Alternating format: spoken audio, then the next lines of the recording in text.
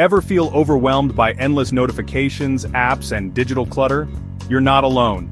Today, let's explore how digital minimalism can transform your daily life and your finances, so you spend less time lost online and more time thriving.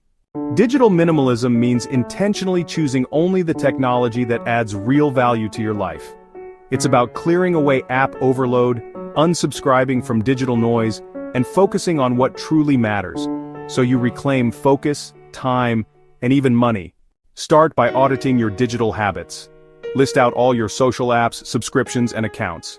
Delete what you rarely use, yes, even those just-in-case apps. Unsubscribe from emails and cancel unused streaming or cloud services. You'll gain back mental space, storage, and often wasted money. Set boundaries for when and how you use tech. Enable app limits or focus modes and carve out daily screen-free hours. Use tech on your terms, not just when algorithms want your attention. You'll find more time for real hobbies, creativity, and meaningful conversations. Less digital clutter frees up real cash and hours every week. Track how much you save on subscriptions. Then redirect those funds toward experiences or investing.